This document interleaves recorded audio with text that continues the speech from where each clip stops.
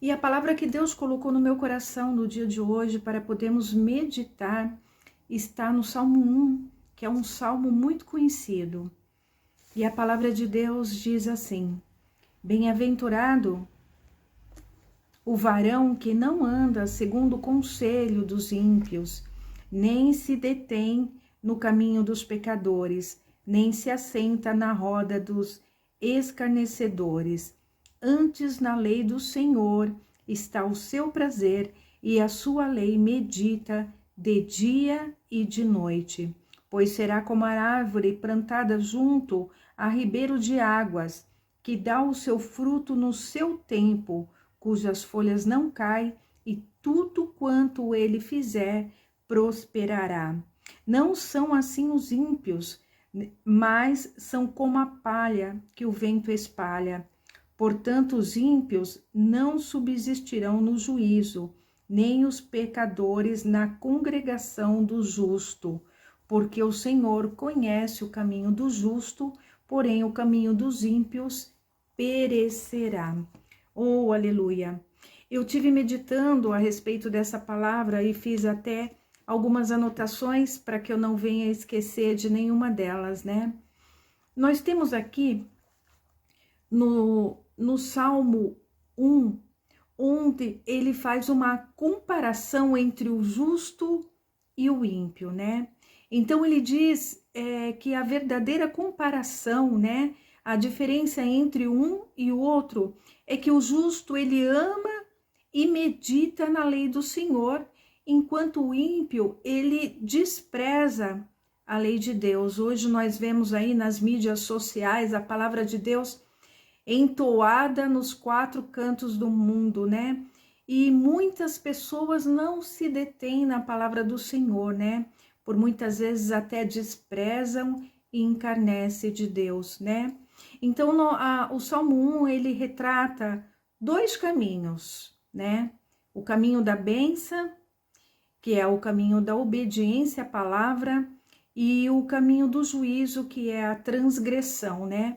Então, existe um abismo muito grande e uma separação entre o ímpio e o justo.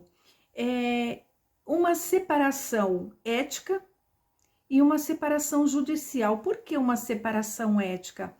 A separação ética são as nossas próprias escolhas de acordo com o nosso julgamento, né? Você pode escolher andar pelos caminhos torpes ou você pode escolher andar pelos caminhos justos, né? Então essa é a própria escolha do homem. Mas a separação judicial, ela provém do juízo de Deus, né? Então é o veredito de Deus que é dado aqui no Salmo 1 e ele determina como vai ser o caminho do justo, que prosperará, e como vai ser o caminho do ímpio, que não subsistirá, né? E ele fala e retrata muito bem o caminho do justo, e ele compara o justo, ou ele determina que o justo, ele é bem-aventurado, né? Então, a pessoa que é bem-aventurada na Bíblia é aquela pessoa que ela desfruta do favor e da graça especial de Deus. Quem não quer desfrutar deste favor, né? O interessante nesse salmo é que ele coloca uma certa intensidade: andar, deter-se e assentar-se, né? Então ele coloca uma intensidade como se fosse nós estarmos no meio dos ímpios, andando com eles, mas ainda não se detemos, né? O momento que a gente começa a se deter num caminho que não corresponde à lei de Deus, a gente já se coloca em opção de perigo, né? E quando a gente se assenta, é quando realmente a gente pega aquilo para nós, colocamos em nossos caminhos e descansamos num caminho que não agrada ao Senhor. Então existe uma certa intensidade, mas eu queria chamar a atenção de vocês em uma verdade bíblica muito importante para quem está começando nos caminhos do Senhor. Se você for lá para o começo, para o livro de Gênesis, onde Deus, ele fala da criação, como foi criado o mundo, né? E logo no versículo 3, a primeira boa vontade de Deus foi a criação da luz. Foram as primeiras palavras de Deus, onde Deus disse: haja luz e houve luz.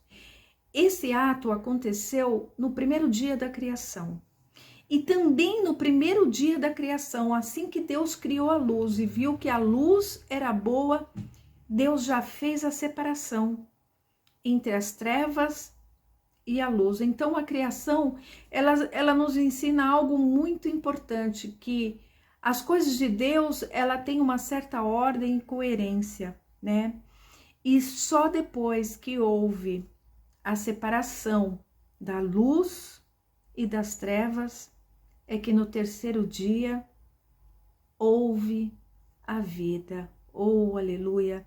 Isso é muito importante, porque a Bíblia, eu sempre digo que ela é como um livro que se fecha, né? O primeiro, o Velho Testamento, ao encontro do Novo Testamento, né? Nós sabemos que a ressurreição de Cristo também aconteceu no terceiro dia, então nós aí podemos comparar a vida de Gênesis no terceiro dia com a ressurreição, que é a vida abundante que Cristo, que é a luz de Deus, nos proporciona.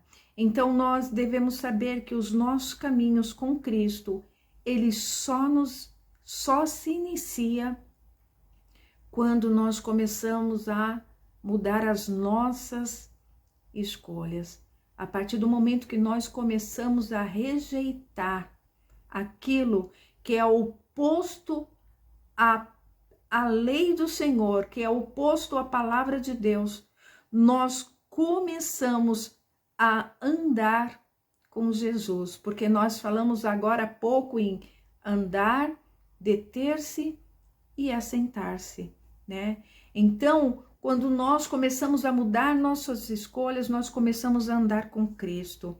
E deter-se nada mais é de que permanecer. Permanecer em Cristo, permanecer nas escolhas, permanecer nos caminhos da justiça de Deus. E assim nós podemos nos assentar na congregação dos santos. Isso é maravilhoso, né? A Bíblia é um livro que ela não se contraria, né? Então você vai ver muitas verdades onde elas são confirmadas, né? Então aqui no Salmo 1, ele está confirmando uma verdade absoluta que a Bíblia mesma ensina: a separação da luz e das trevas, o andar com Cristo, o permanecer na palavra e obter a sua salvação, que é assentar-se na congregação dos santos. Então, a palavra aqui no Salmo 1, ela é vida, né? Só quem é bem-aventurado é quem medita na palavra de Deus, né? O que é meditar na palavra de Deus? É pensar e recitar, né? Então, aquele que medita na palavra do Senhor, que se detém nas coisas do Senhor, ele é como aquela árvore plantada. Então, a gente começa a ver uma comparação grandiosa, como se fosse um abismo entre a árvore e a palha, porque a árvore, ela é plantada na beira do ribeiro. Então, ela tem água em abundância, as folhas dela não caem. É o que fala no Salmo 1. Mas o ímpio é como a palha seca e morta. Olha o abismo que existe entre um e o outro, né? Ainda que se misturem, o ímpio não prevalece, né? Então, é bem interessante a comparação, porque, e principalmente do ímpio com a palha, porque lá no livro de Mateus 3:2, João, ele anuncia Cristo como, ele menciona dessa forma: traz em sua mão uma pá para limpar a eira, recolher o trigo no celeiro e queimar a palha, né? Porque a palha, ela não tem valor nenhum a não ser para ser queimado. Então, a prosperidade do ímpio, a alegria do ímpio, ela tem prazo de validade, né? Porque a justiça vem e o dia do Senhor também está por vir. Então, dois caminhos. O que determina os dois caminhos? O caminho da retidão, que é o caminho da bênção, e o caminho da impiedade, que é o caminho da condenação. O que determina isso é a relação do indivíduo com o Senhor, o envolvimento pessoal do homem com Cristo, né? Por isso que fala que o Senhor conhece o caminho do justo, porque existe um relacionamento entre Deus e o homem para com Deus. E o ímpio não prosperará, ele não permanecerá, ele possui uma falsa alegria e terminará em ruínas. Bem-aventurado não é fruto da sua própria capacidade, e sim do seu relacionamento com Deus. Você deseja ter um relacionamento com Deus? Eu vou orar pela sua vida. Senhor, eis aqui a tua palavra que foi pregada no dia de hoje. Eu sei, Senhor Deus Todo-Poderoso, que esta palavra, ela tem um endereço certo. Porque a tua palavra diz que ela não voltará vazia. Por isso, Senhor, eu oro por essa vida, pela vida desse irmão, dessa irmã, que nesta noite, que neste dia nos assiste, para que o Senhor, pela tua infinita misericórdia, venha trazer, Senhor, entendimento. Senhor Deus Todo-Poderoso, as nossas vidas, venha nos dar vestes brancas e, acima de tudo, o Senhor venha nos fazer discernir, Pai, os nossos caminhos, para que nós possamos fazer as escolhas certas. É o que eu te peço no dia de hoje, em nome de Jesus.